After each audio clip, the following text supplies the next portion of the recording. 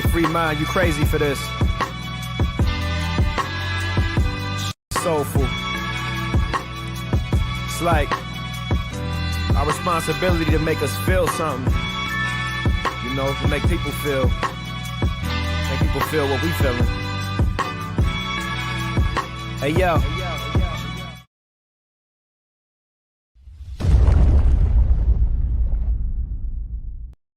Reggie here, and I want to welcome you to another one of my live streams. This is Comics Today, a show that we do on Wednesday to celebrate the best day of the week, that being New Comic Book Day. And I do believe that this is our 91st episode. 91st episode. It seems like just yesterday that we were trying to figure out what this show was going to be, and now we are here at the 191st episode. By a show of hands, how many of you have seen all 91? I think there's actually quite a few of you out there that have seen all 91.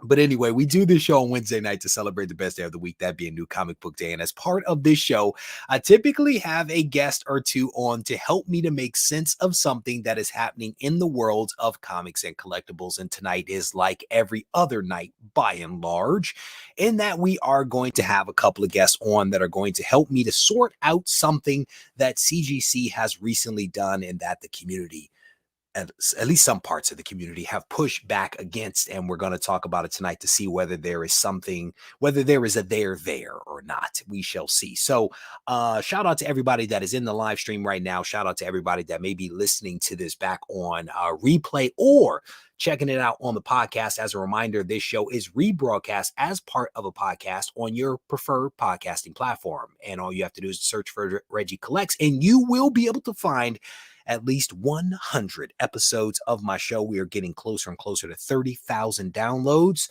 which is crazy, especially because we are now over 3 million watch hours. I think it's 3 million watch hours on the YouTubes, and doing really well on the Instagram machine as well. Just in the last 30 days or so, we have reached, I think it's almost 250,000 accounts on Instagram, which is bananas. I think it's like a 1,000% increase with my reach on Instagram. So the channel and all that stuff is doing well. I had somebody reach out to me the other day and say, why hasn't your channel blown up?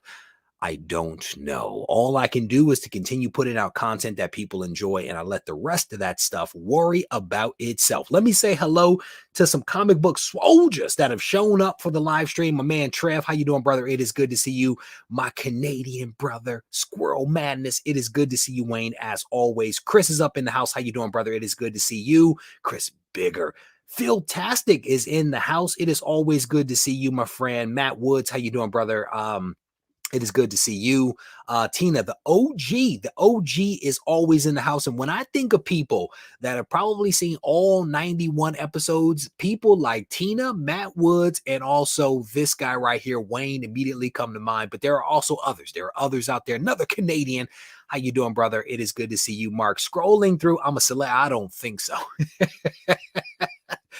I don't think so at all. All I have to do is ask my wife. Wife, am I a celebrity? And she will probably just walk away from me and or tell me to go do something like constructive, like take out the trash, cut the grass, that kind of stuff. Steve White's up in the house. How you doing, brother? It is good to see you. Scrolling through some of the names. Bulldog is up in here. If there is anybody in here that is here for the very first time, I want you to let us know that so that we can greet you properly. Another Canadian's up in the house. I think Canada, our neighbor to the north, is the second largest constituency that we have when it comes to Regie Collects. We are dominant when it comes to the United States, a lot of New York and California, but then we also have our neighbors to the north. Shout out to everyone that is up in here from Canada. That's what's up. Lewis is up in here. How you doing? Mr. E is in the house. It's good to see you. Scrolling through. Bobby is up in here. It is good to see all of you guys. All right. So I did not make it to the LCS today, as you all know. I don't have one, nor did any books find their way to me. But if you picked up a comic today, either at your LCS or otherwise, and the book is new, or new to you, I want you in the comment section to let me know what it is that you picked up. And if you did get something from an LCS, let us know who that LCS is, but run it down for us. Let us know what you picked up. And if you happen to read something that was really good, I definitely want to encourage you guys to put that in the comment section as well. I read a comic digitally last night that someone recommended to me. It was Wolverine issue number 32. It was a Mark Miller story that was set during one of the world wars, and it was like a creepy horror movie involving Wolverine. And if again, it was historical in nature, creepy at the same time, and it also involved Wolverine. So issue number 32, I think it's volume 3. If you guys have not checked that out, I encourage you to check it out. I thought it was a really interesting story. Tina always makes me feel good. Tina always makes me feel good. I'm no celebrity, people. Yule, how you doing, brother? It is good to see you. One of the comic shop owners that follows the channel. That's what's up. Super Miguel is up in the house. Checking in from Illinois. My wife is from Illinois. And you guys don't make the list, okay? Darth, you guys don't make the list, but that does not mean that we don't have love for you here on the channel. You just don't make the list, sir. It's just not a populous state in comparison to like a New York or California, right? So, but welcome to the live stream. And if you, Darth, have not hit that button to subscribe to the channel, I definitely want to encourage you to do so. Maybe you and some of your friends can get on the list if you rally the troops. Hint, hint. She keeps me balanced, brother. Mike is up in here. I don't see, did anybody make it to the LCS? There's a question here. Any ideas where to sell slabs, not on eBay or My Comic Shop? Yes, if you Google, if you search here on YouTube, I actually run it down for you. Regie collects selling comics. Regie collects selling here on the YouTube machine, and I will run down all of the places where you could potentially get books or sell books. But I will tell you off the top of my head, sponsors of the channel, great places. Short Boxed, great app. My Slabs, great platform. Hip Comic, another great platform. There are 3 right there for you, my friend. L. Smith, he picked up ASM 10, Daredevil versus Vampires 8, Gambit, Scorched, Thor, and a few others. L. Smith, it is good to see you, my friend. There you go. Tina's on it. Shortbox is a great app. It is an app that is built by collectors that I've gotten to know over the years. Awesome people. The Roadie #1, Flawed #1, Briar #1, Nice House #10, Old Dog, and several others. Mark never lets us down. Scroll, I can't remember. He did do the art. I don't know how I felt about the art. It was okay. I thought the story was good. It was a lot of words. It was closer to a novel than it was a comic, but it was a good read. This was actually recommended to me by a subscriber of the channel who has his grandfathers served in the war. He has a tremendous amount of respect for the military, as do I. He recommended that I check it out. It took me a day or two to get around to it, but I did read it. And I enjoyed it. I really did. So scrolling through, Briar just came out from Boom. Been waiting for that one. That's what's up. Scrolling through My Slabs. Squirrel Madness gives a shout out to My Slabs. You can't go wrong with My Slabs. They actually have some pretty low fees. Depending upon what you're selling, your fees are either 1% or 3%. Again, a lot of really great platforms out there that associate themselves with the channel that are just great platforms. Who is that? I'll show you later. Trev is on the list. Briar, Old Dog, Flawed, several other books, including some Harley Quinn. The new #1s I grabbed this week are Briar, Flawed, Old Dog, Pink Lemonade. I think you guys make some of these titles up. I really do. I don't know. I don't know what you guys are talking about. Mike, how you doing? He said, grabbed Captain America, Symbol of Truth, 8 Billion Genies, so good, ASM 10, etc., etc. And he gives a shout out to Lindenhurst in Long Island. I'm sorry, All-Star Comics in Lindenhurst, I guess, on Long Island. Scrolling through some of the comments here, seeing what else. Just read Shadow War. I liked it. Respawn was great. That's what's up. Scrolling through, I spent way too much time on my LCS. What is that? LCS Clint's Comics, over 55 years of brick and mortar. in Kansas City, Missouri. That's what's up. I don't think I've ever been there. I've never been there. Check that out. Very good. Psylocke number 2 says PG. I'm subbing. I appreciate you. I appreciate you. Reggie, are you worried about your book sitting at CGC? No, I'm not. Because you know why? You know why? I don't worry about things that I can't control. Deuces, you know me. We talk enough, man. I don't worry about things that I can't control. I cannot control Mother Nature.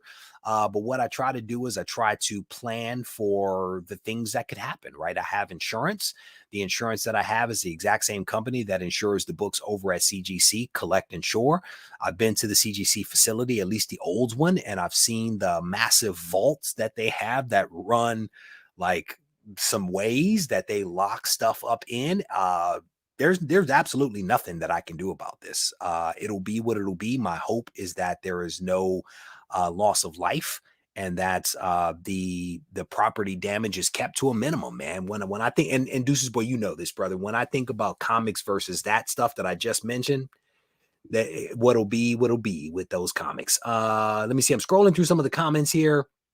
Bought and sold quite a few books on Shortbox, wonderful platform, says Matt Woods. That's what's up. New Grimm and House of Slaughter dropped today. Always fire, he says. All right. So speaking of the CGCs, that is the theme of our show tonight. So I want to very, very quickly recap something. I'll set it up, and then we're going to introduce our first guest here. So earlier this week, this notice came out from CGC that they were going to make a move and do something that collectors have been asking for a very long time. And here it is. CGC now recognizes newsstand editions and multi-packs on the CGC label. And they said because of increasing demand, CGC will recognize newsstands and multi-packs beginning September 26, 2022. CGC, the demand has been there for a very long time. But hey, let's just go with the press release. Because of increasing demand, it says CGC is proud to announce the identification of newsstand editions and multi-packs beginning September 26. Because of their rarity, newsstand editions, multi-packs have been increasingly sought out by collectors in recent years, making the recognition of this attribute an important component of certification. I could not agree more. This thing goes on to highlight the differences between direct and newsstand. And if folks don't know, you can go read the article on cgccomics.com. But essentially, what they highlight here, if I can find it, it says, generally speaking, what they will do, if this is the right one, is that when there is a newsstand that's out that has a direct edition component, they are going to designate on that label that book is a newsstand, right? So prior to the direct market, everything was newsstand, right? So if there was a newsstand that then has a direct edition, because that's a new thing, they will designate on that label that book is the newsstand, right? So it's a way to identify these books, right? And immediately after this announcement came out, I started talking about it on the Instagram. I think I did something here on YouTube as well, ever so briefly. People automatically started to say that this was completely pointless. This was a complete waste of time. I heard lots of people saying that they were only doing this for the money, and that there was really no value to the collectors. Like I think I read at least 2 people say, "What's the big deal? It's apparent that something is a newsstand because you can look right at it, because get this, the case is clear." That was essentially what a couple of people said. So in my mind, I felt like maybe some people were missing the point of what it is that CGC has done. And so what I wanted to do is I wanted to invite a couple of people on to talk with me about this, because maybe I'm not thinking about it right, or maybe there is some information that we can share with people to help them understand why this may be important for the market. And so to that point, I want to introduce my very first guest, my buddy Chuck. Chuck, it is good to see you. It's great to see you, Reggie. Chuck, you're looking good in the turquoise, brother. Hey, got to rep local colors. You know, that's even if it is Chapel Hill, it's still okay. So Chuck, the very first question I have for you is it all about the money, or is there some benefit to collectors? Well, I'm sure the money is very nice for CGC, and they'll be happy to take it from us. But I look at it as someone who's been doing collecting for a long time, and will be passing my books on to the next generation sooner than later, assuming I haven't sold them all. And I love my kids, and they've been interested in collecting, but they don't know all the nuances. And right now, if I brought my son in, and he's learning how to grade books at 19. He's doing a decent job. He doesn't know the difference between newsstand and direct market. He could care less what the difference between newsstand and direct market is. And if he had to sell them tomorrow, he wouldn't know what he was doing. And there's no offense to him. He's 19. Yeah. So having this designation gives him more knowledge, or my daughter or my wife, whoever it is, gives them the knowledge of knowing that there is something unique about this book that potentially could increase the value of it. Yep. Or at least make it different. But let's also be completely honest to my joking comment to you and your response. CGC is going to make some serious money off of this. There is no doubt about that, right? Yeah. But the reality of this is that this is something that collectors and the market have been asking for a very long time. People are like, when are you going to signify on the label that this is a newsstand? Because that is a material fact, right? So in your mind, are you glad that they finally responded, regardless of how much money they're going to make, right? Because it's going to be hand over fist. Let's be completely honest, right? But are you at least pleased that they listened and responded? I think it's great. And I think this is one where they've had so many people asking for this, because I hear YouTubers all the time talking about how they're putting it in the special comments. They want to make sure that it's noticed. And at some point, CGC is going to get enough of these requests that they're going to go, you know what? Let's just slap this on. We're already identifying the major artists. We're already identifying occasionally key events. Sometimes we don't. We're not going to get into that. We're already identifying some of these things. Why not go on ahead and add one more line? Yep. Saying if it is direct or if it's a newsstand. Yep.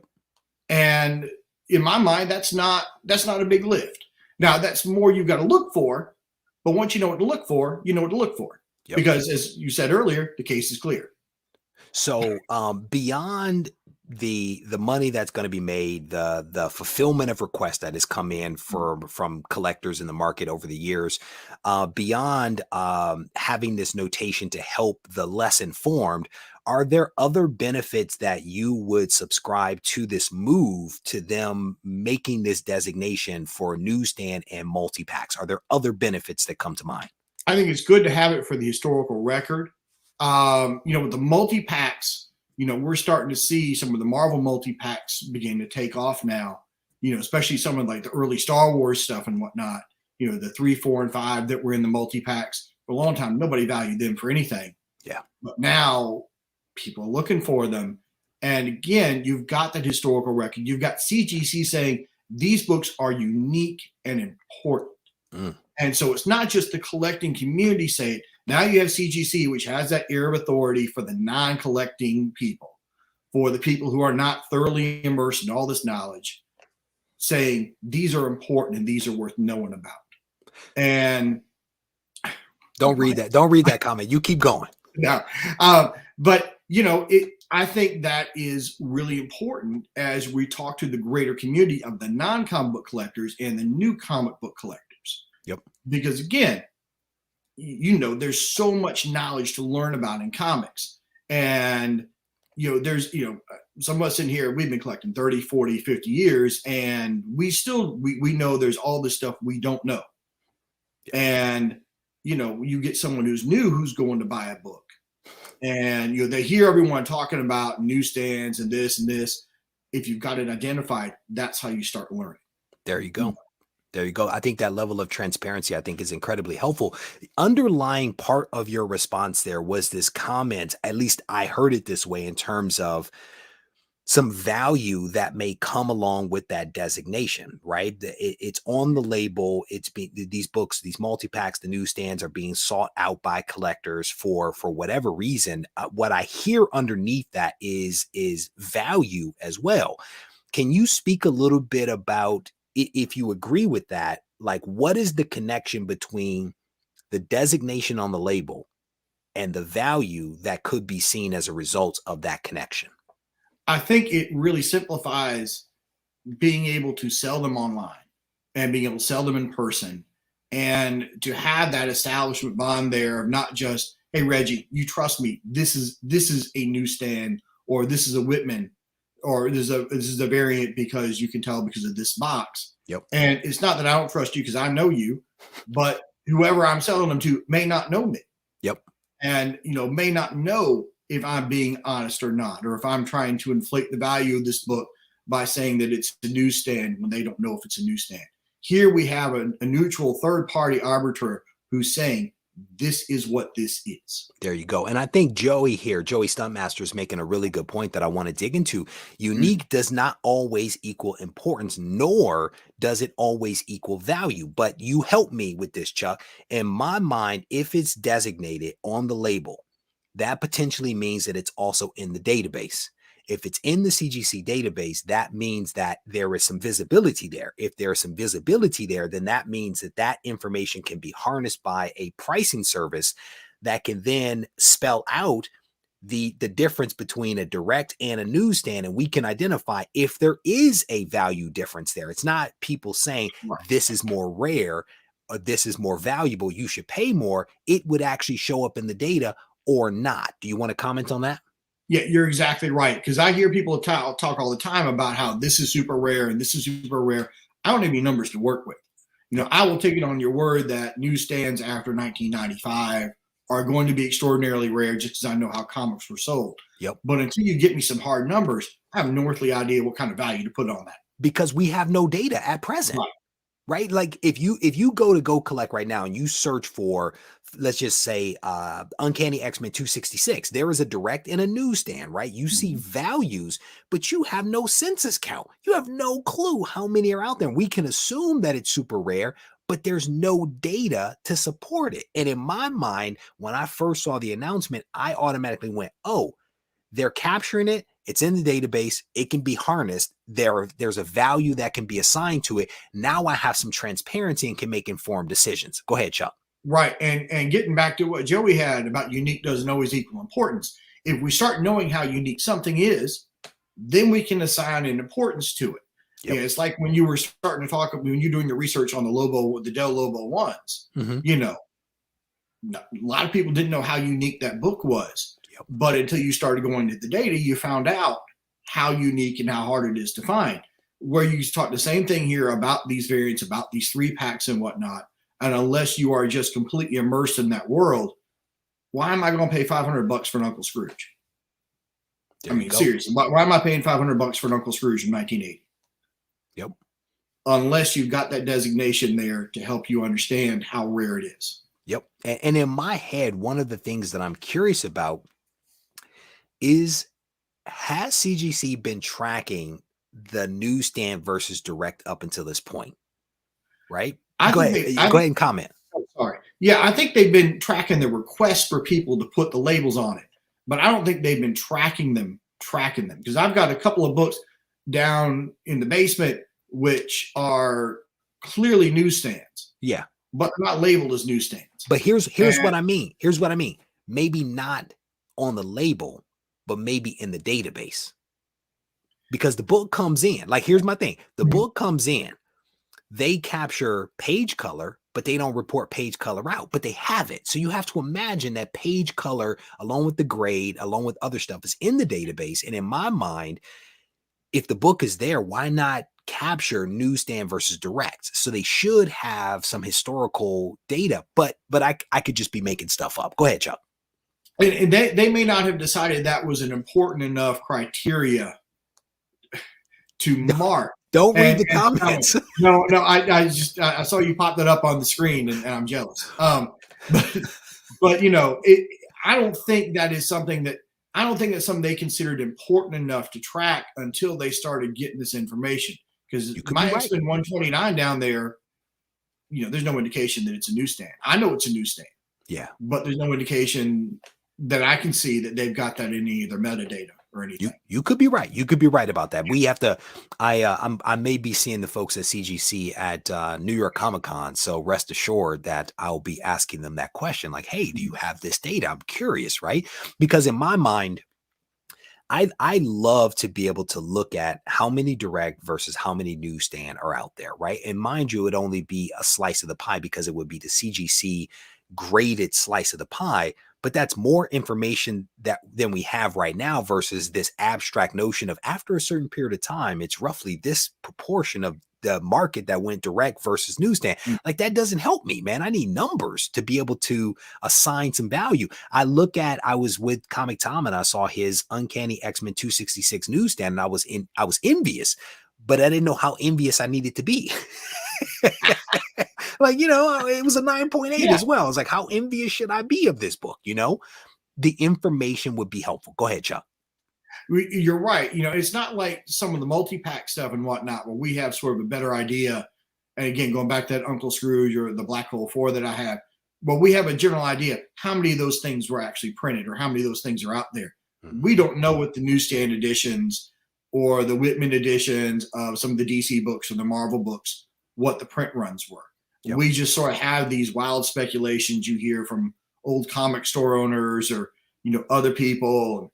And that's all they are. They're wild speculation. So I don't know whether I should buy a DC Comics Present 1 Whitman because I don't know what it's worth. Right. Exactly.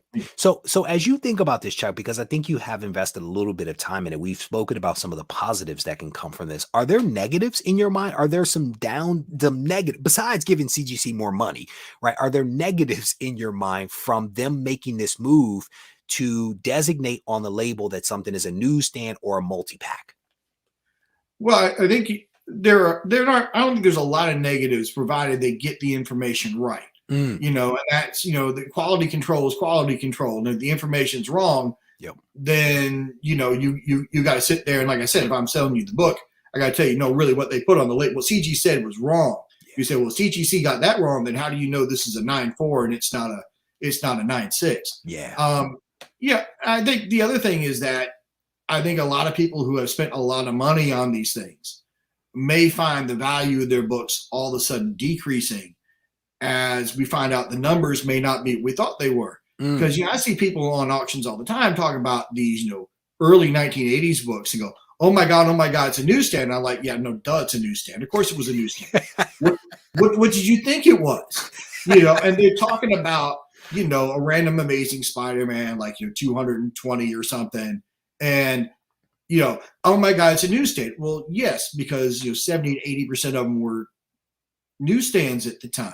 Yep. But they're trying to sell them for 2, 3, 4 times whatever the value of that book is. And, I think you're going to have some people be very upset when they start getting the numbers in and they go, hey, wait a minute. 70 to 80% of these suckers are newsstands. Yeah. Maybe I should have been hyping up the direct edition books. Yeah. Whoa, well said. Well said. Yeah. So what's interesting is that Doug made a comment on the video that I released, and he was like, I would encourage people to wait a little while before they start buying books based upon their rarity. And to your point, like it could be really interesting. This next little bit of time could be very interesting to see how it all plays out. For those folks that are coming in a little late, I am joined by Chuck, and we are working through the recent decision by CGC to designate on the label that a book is a newsstand or a multi-pack edition. And in addition to being funny, Chuck is sharing a lot of good knowledge with us about the things that he sees both good and bad from this move. Chuck, I'm curious. Do you have books in your possession right now that you are going to send in to be graded or to be reholdered? I am curious about that. I might send my X-Men 129 back in to get reholdered to get that at some point. I have a couple of Whitman variants that I would like to send in and get designated. They've been pretty good with the Whitman stuff, but like a couple of my Star Wars books, normally they would just mark it as, X number reprint, 4th reprint or whatever. But now if they say multi-pack, from a marketing standpoint, multi-pack sounds a lot better than fifth reprint. I'm just saying it. Sounds way better, brother.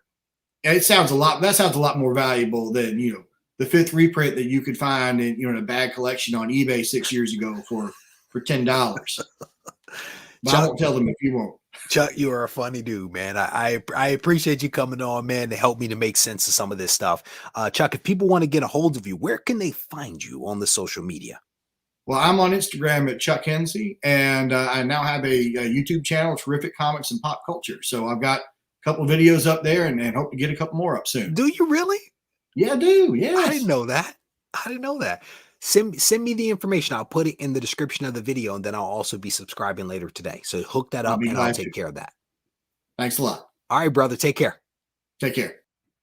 I love Chuck. Chuck's a good guy. All right. So we work through the pros and the cons as far as Chuck sees it. We talk a little bit about newsstands, but there's an additional element. There's an additional element to this whole story that I haven't really spoken about. And it's the second part of this thing, this idea of the multi-packs now being recognized by CGC. Now, what's interesting is I actually saw some comments and people were like, what the heck is a multi-pack? Like, there are legitimate questions out there. And it's important to remember that we as a comic book collecting community have a variety of people with experience levels. And so there's a lot of people out there that don't know everything, that have not been collecting for a long period of time and don't have the depth of knowledge, to Chuck's point, to be able to really understand the difference between newsstand and direct, and why a newsstand is rare here but not rare there. Same can be said of some of the things related to the multi-pack. So I wanted to invite someone on that is maybe has some expertise in this area to help me to make sense of multi-packs and the impact that this move by CGC could potentially have.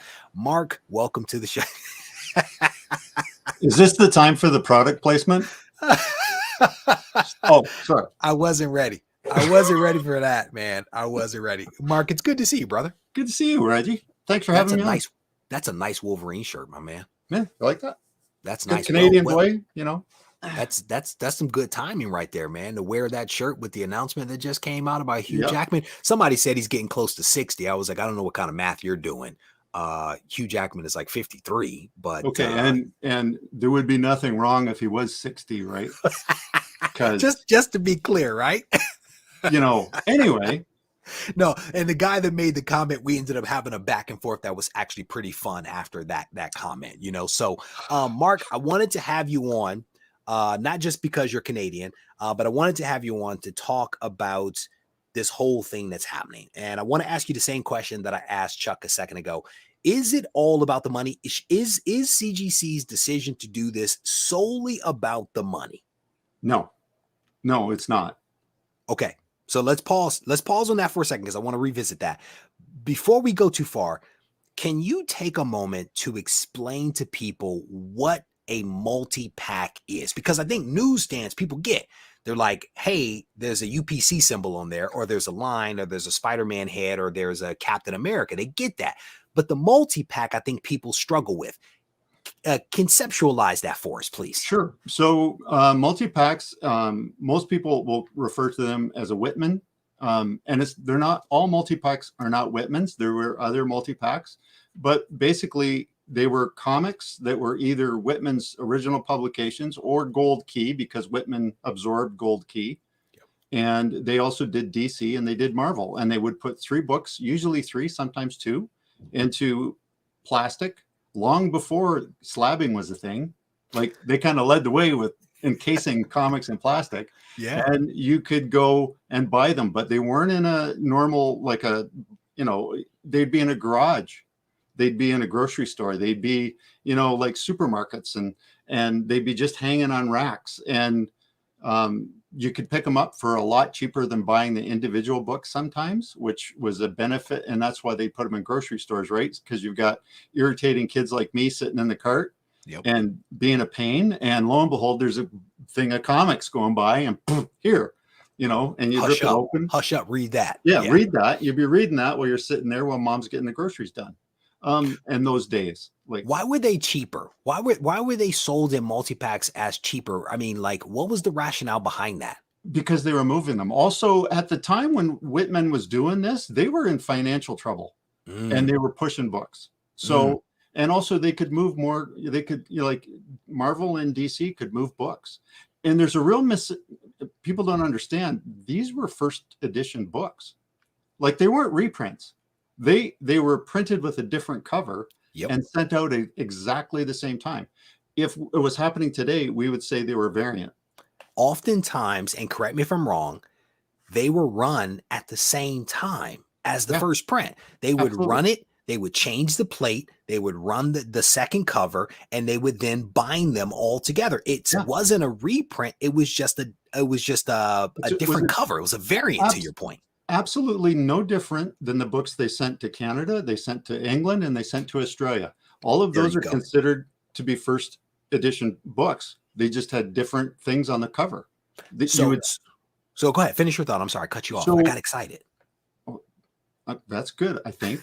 Anyway, so you were supposed to keep me on track. Oh no, anyway, we're having a good conversation, brother. You keep going. So people they think, well, because they didn't come out exactly at the same time as the books did in, at the newsstand or at the wherever they were selling them at the time, because they were being polybagged, and then they would get out there. Also, I don't know if any of if you ever worked as a clerk at a general store like I did as a kid to make some money. Yeah. And let me tell you, when the magazines came in, you guys think that Diamond is bad?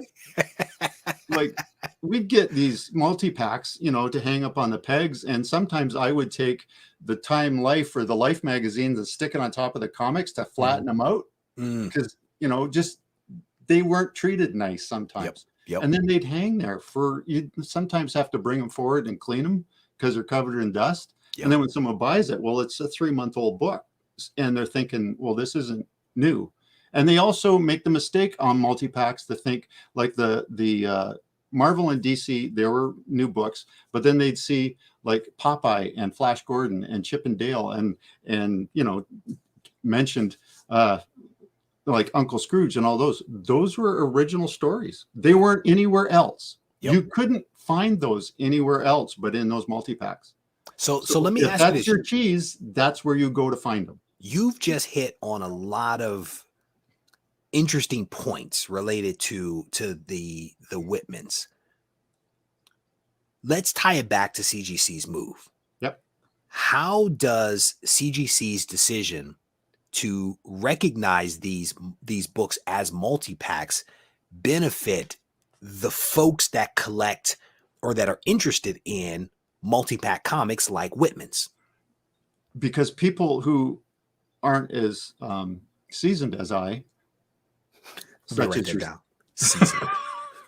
as some of our younger collectors, they look for certain things to go, okay, this is a newsstand because it's got a barcode. Yep. And I don't know if you'll be able to see this, but so this is a Whitman multi-pack, right? Yep. Okay. Black hole. And if you can see it, what's underneath the Whitman mark? A UPC symbol. Yeah. This is a multi-pack. This was never on it as a newsstand. So if someone cracks this multi-pack and goes to sell it, it's a newsstand. These were never newsstands. These are always multi-packs. Yep. And there's little nuances like that about multi-packs that you need to know about, as Chuck was saying. So when you go to buy, and I'm saying, oh yeah, this is a newsstand from 1983. Is it? Well, if it says Whitman on it, and I don't know, but it's got a barcode, well, it must be a newsstand, but it's not a newsstand. So it sounds like this move in your mind is a great move to help younger collectors or those that are less experienced and less seasoned than other people understand what it is that they're buying, which I think is always a good thing, right? Because there is so much nuance to our hobby that it's really tough unless you spend a lot of time in it. And to Chuck's point, immerse yourself in it. You're going to miss some nuance and you're going to mess up and spend too much or sell something for the wrong price. But it sounds like with this move, some of that may be improved. Go ahead. Yes. And because like the Whitmans and the multi-packs, there was big diamonds, thin diamonds, multi-diamonds on the prices. And you were kind of figure out what is it I'm looking at and just hope for the best. Some of these multi-packs, like Chuck mentioned that he has Beyond the Black Hole 4, and if Chuck was looking to unload that book, and he just, because you talk about one of the holy grails of multi-pack, it is that book. And the only place you could find it was in a multi-pack from Whitman.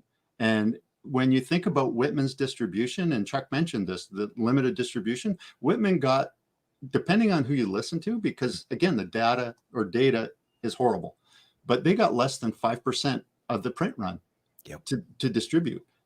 And they were hurting for money, right? So they weren't pumping out a lot of books. And when they absorbed Gold Key, some books fell right off the table, like, Dr. Spectre of the Occult and all those kind of things. And they got out of whack and out of sort, but some of them are really rare. Like that number 4, Beyond the Black Hole, the last price I saw was, and this is US dollars, and it was only an 8.5 because multi-packs are beat to death even before you open them usually. Yeah. So an 8.5 sold in 2021 for $1,595, $1,595. That's ridiculous. It is, but if I'm a black hole collector, like you might see some black hole stuff up here. Yeah, I'm looking for that book. Yeah. And what's really horrible is I see it all the time. I see it at flea markets, and I see it at antique stores, and I see it, like even some online auctions, and they're selling stacks like this of Whitmans and Gold Keys because they think that their reprints are worthless. Reprints are worthless. Yep. Like Popeye, Winnie the Pooh. If that's your cheese, like Winnie the Pooh's number 1 with these guys, sold for $500 US. It's not bad money. Especially if you get it in a big stack of books for chump change, because that's how they move. One of the questions that I have for you is I've always heard this question of, should you open the multi-pack? Should you cut them open? What's your thought about that? Because let's be honest, if CGC is now going to put this designation on the label, there is the potential that book, now graded, could be worth even more money. Like, what's your thought there? Don't cut them open by your evidence there. What's your thought? But I've been collecting a long time, so I've got multiple copies of my multi-packs. So my Star Wars multi-packs I've opened and read, but it's just like you get a reader copy and you have your other copy. And there's other people saying, no, get them out of the poly because it'll put a seam in. But again, it's, to me, and maybe I'm just being really old fashioned, that's like a subscription seam, which you would remember from Golden comic books. Yeah. Okay? I remember it from Marvel.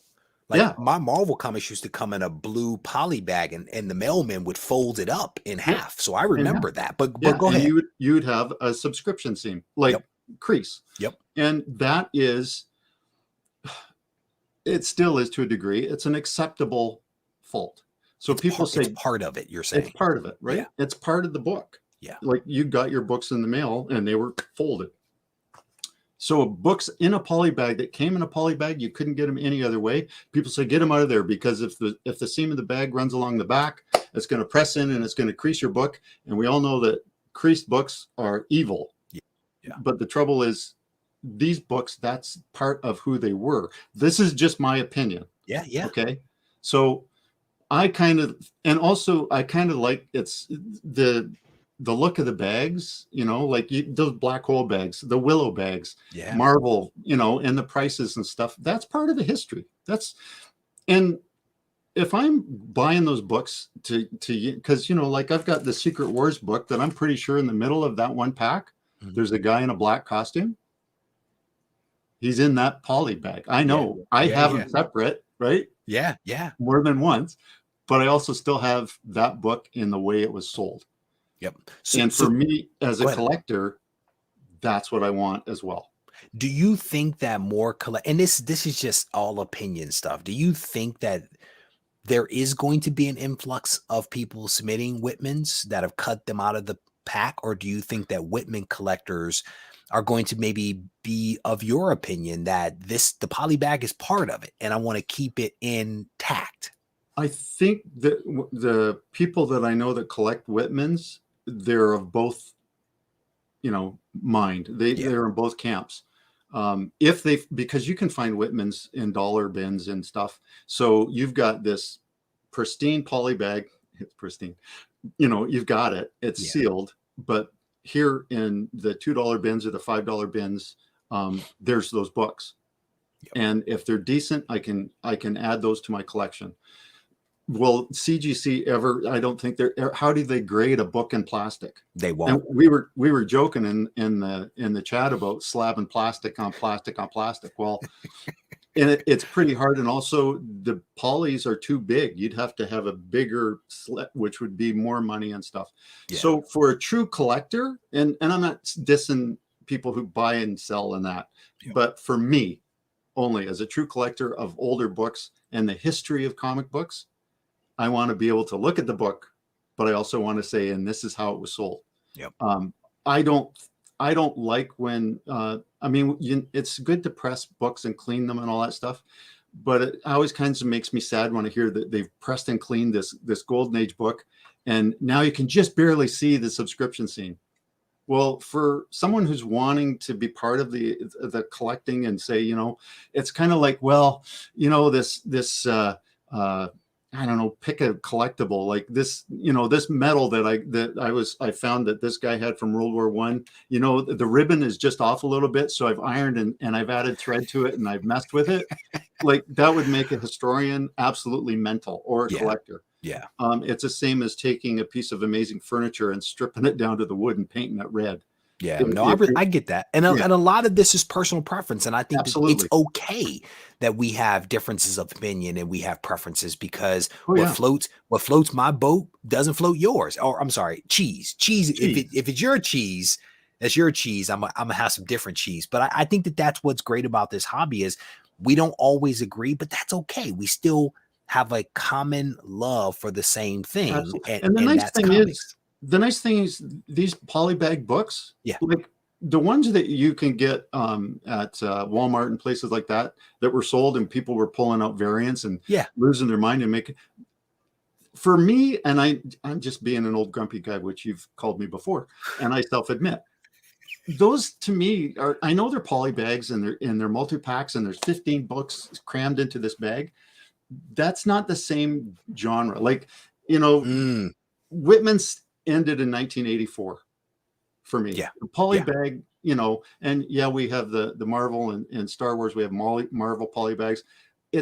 I don't know why it doesn't strike me. Like I have absolutely no problem if I found one of those, bag books in cut it and open it up. What's in here?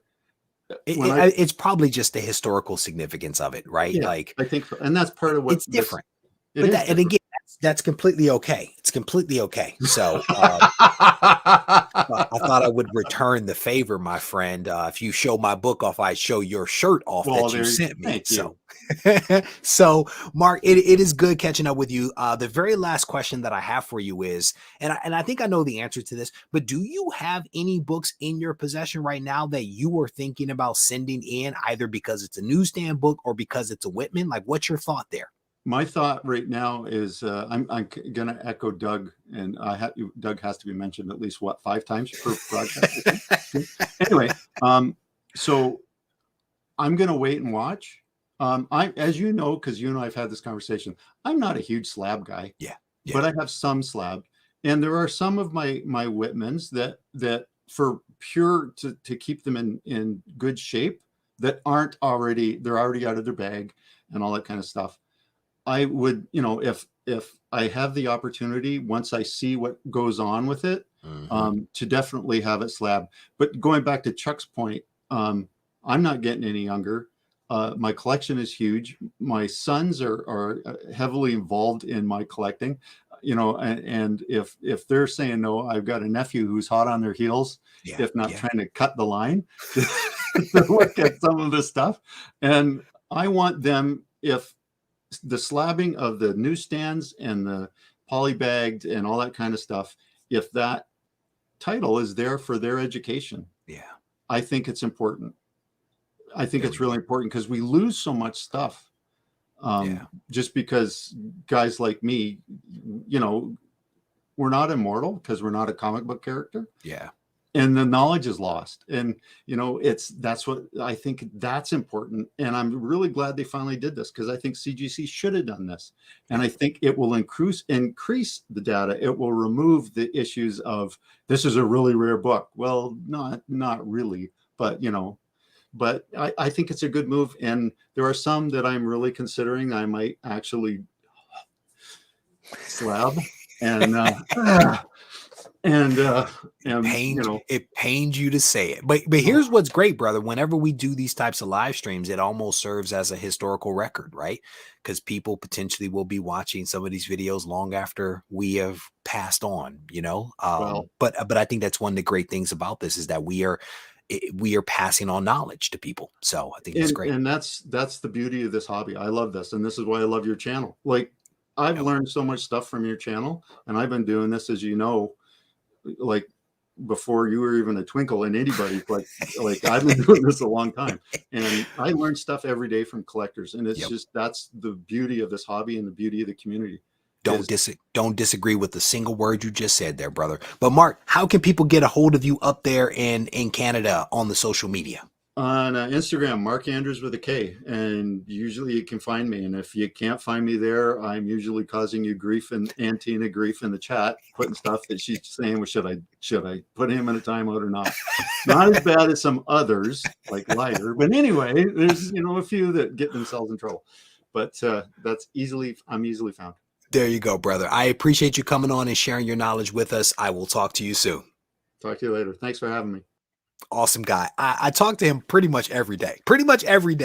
A fountain of knowledge. He really is. Same thing with Chuck. And there are so many people out there that I've learned a lot from, that I benefit simply from associating with, because anytime I have a question, I automatically know that there's somebody out there that knows way more about these topics than I. So for folks that are coming in a little bit late, we spent some time talking with two really knowledgeable people about Newsstand and about multi-packs, and more importantly, the move by CGC to now recognize on the label these two different types of comics. And so again, I wanted to do this because I heard a lot of people very flippantly say that this move is all about the money, that there's no real benefit here. And I think it was just because people weren't thinking deeply enough about it. And there's also, I think, a lot of frustration out there with CGC, that people have a tough time seeing the good that they do because of some of the mistakes that they've made. And so I think it's important that we sometimes slow down and think about these things a little more broadly, and don't automatically rush to judgment and say that's bad, it's this, it's that, the other. We may want to slow down and think just a little bit. And that's part of the reason why I wanted to have these guys come on and chat with us a little bit. So one other little news thing that I wanted to talk about real quick is I've been talking a lot about Blade. I've been talking a lot about Blade as of late. If you are in the Cleveland area or have the ability to travel to Cleveland, I announced a few days ago that they were going to begin shooting in Cleveland, I think for about 10 days or something like that. They need some extras. So if you are in the area, you may want to check it out. But here's the challenge. The challenge is that the director that was in charge of the Blade movie has stepped aside or stepped down or been pushed down or it's not quite clear. Both Marvel and the director have made public statements around the split. Marvel pointed to the sliding production scale and the timeline and how that schedule had some conflicts with the director's schedule, and therefore they could not make things work.